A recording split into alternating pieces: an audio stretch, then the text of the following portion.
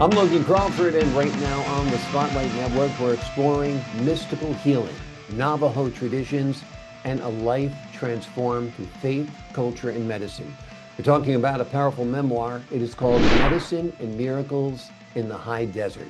It's written by a terrific author and medical doctor. Her name is Elliott, and she shares her extraordinary experiences living among the Navajo people as a teacher, a healer, and a witness to spiritual phenomena. We're delighted to have this very talented author join us here today on Spotlight. We thank the team at Bookside Press for helping us put her in the spotlight today. And we ask viewers like you to support authors like her by subscribing to our channel and by purchasing her amazing book. The links are below this interview. And be sure to download the Spotlight Network TV app streaming on Roku, Apple TV, and Amazon Fire TV. Doctor, thank you so much for joining me here today on Spotlight. Thank you, Logan. I'm very happy to be here. It's an honor to have you on the show. Your memoir is a beautiful memoir of a life well lived and very unique as well. What led you originally to the Navajo reservation back in 1971? It was against all logic. Nobody understood why I chose to go to a remote area in the United States with and teach at a boarding school, because boarding schools for Native Americans had a terrible reputation of being cruel to their students. Mm. And I knew that, and I wanted to make a difference. So I chose there, even though it wasn't a totally logical decision. It was more deep intuition that that's where I needed to go. I think the best decisions in life are often made not out of logic, but out of intuition and emotion and those sensibilities. How did your understanding of the Navajo people evolve during your time there? I went from being just like the other teachers, completely ignorant about Navajo culture. The school, even though it was progressive, it wasn't cruel. They weren't mean and tortured the kids or sexually molested them. Mm. So I was lucky about that. But so So I guess as you I got more immersed in the culture, more yeah, immersed in the children. so what happened was, in the beginning, the kids did not relate to me, just like the other teachers. The other teachers didn't have a good image of the children, unfortunately. Mm. And I wasn't like that. I didn't have a preconceived idea that they were just hopeless and stuff. I really tried hard to make contact, but I couldn't. They didn't talk to me. I found out later from my teacher aide. She said, "I want to help you. I can see you're different from the other children, the other Other teachers, teachers. and I want to help you understand Navajo culture, so you'll see why the children don't look at you and don't talk to you. It's because they're very shy, and they're Mhm. showing respect to you. Because to look you in the eye, that's what white people do, but for them, traditional Navajos, that's a sign of aggression, Mm. unless you're close friends." And so she said, they don't speak English because the teaching was so bad, and they had materials that the kids couldn't relate to, like Dick and Jane and stuff. And also, they had to often leave the boarding school and go to their remote homes and help with sheep herding or the newborn baby or something.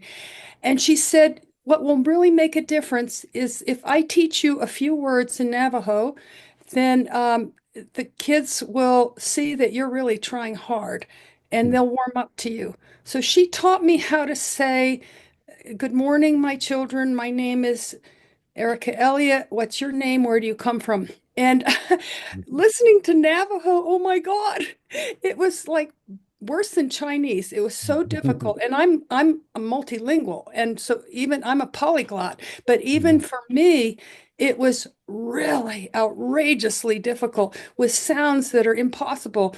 So I walked in the next day. I know I must have sounded ridiculous.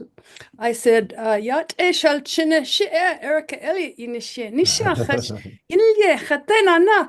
And everyone looked up at me for the first time, and they burst out laughing. And that was the beginning of a love affair. And I Wonderful. started learning more and more and more Navajo.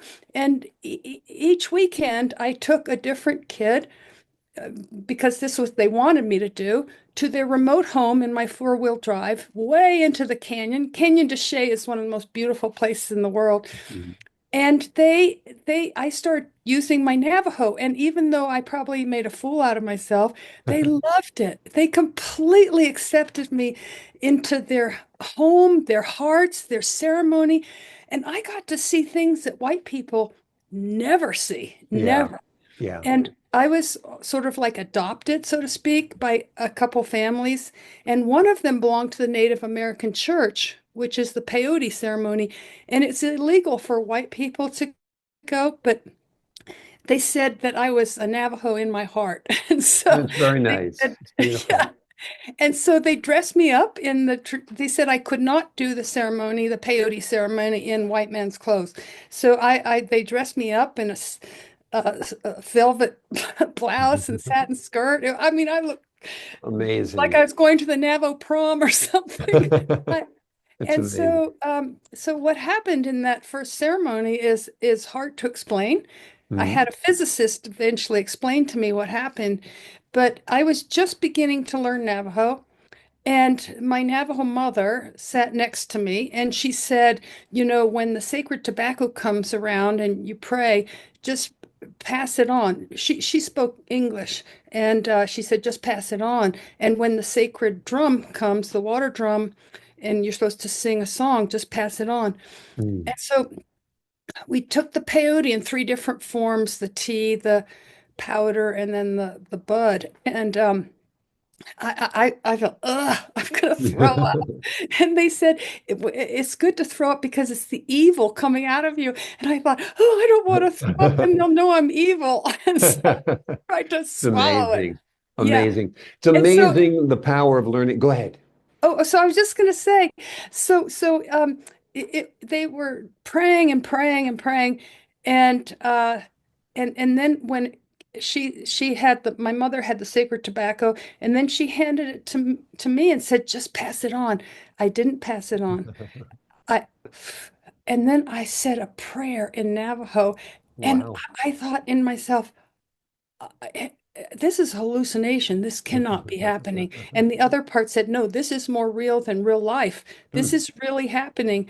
And so I just didn't know what was going on. And I passed it on. And then when the drum came around, she said, pass it on. And I didn't. And I Hmm. pounded on the water drum and I said, hey, nay, young, yo, hey, yo.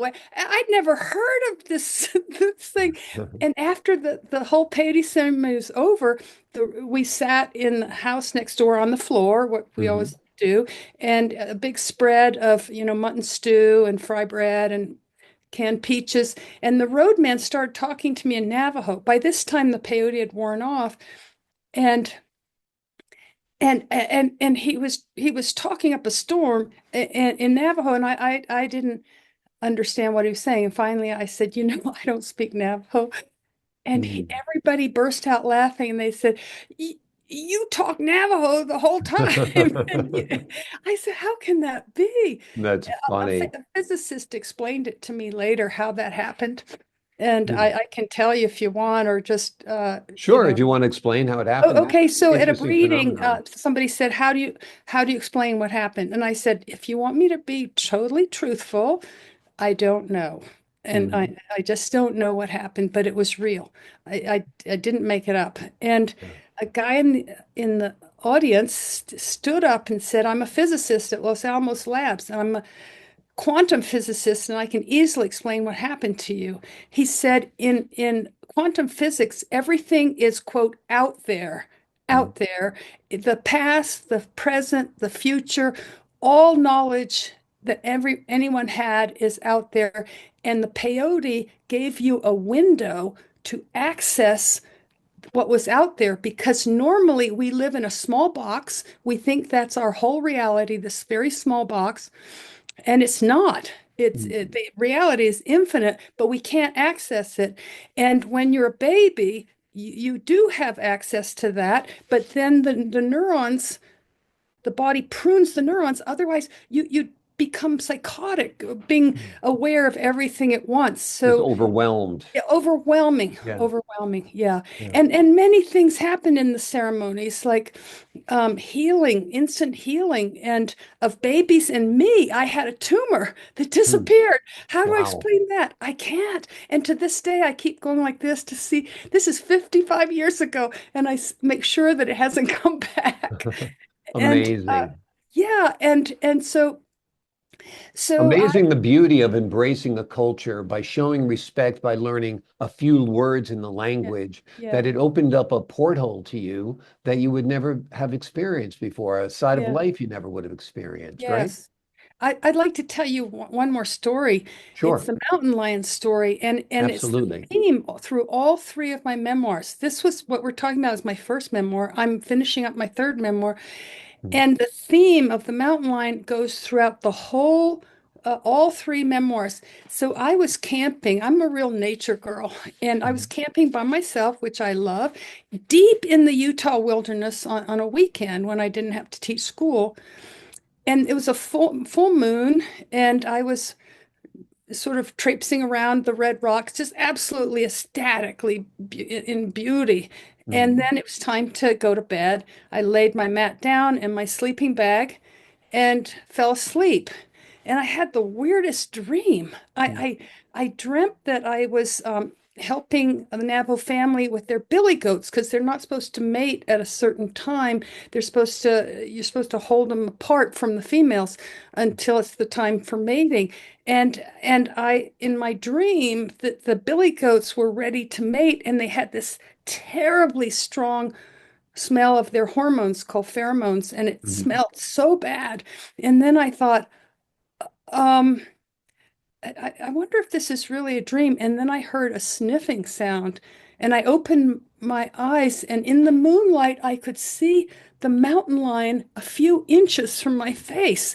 And amazing. I could see his whiskers, his tawny fur, and he was sniffing me. And I thought, I'm dead. He's Mm, gonna kill me. yeah. And my heart was beating so fast. I held my breath, shut my eyes, and thought, hurry up and get it over with. Nothing happened. And nothing happened. And then I was so scared. I didn't open my eyes until way after the sun was up. And of course, on Red Rock, there's no tracks. But Mm, when I stuffed my sleeping bag into the bag, that pheromone smell, it was a male because I could mm, smell him. That's what I smelled. And it made the hair stand up on my amazing. skin. And so when the grandmother, one of the teacher aides' grandmother in the canyon told me what that meant, and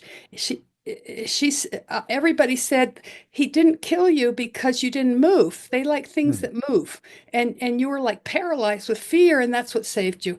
But the grandmother said, no, this is what is. She prophesied. People went to her for prophecy.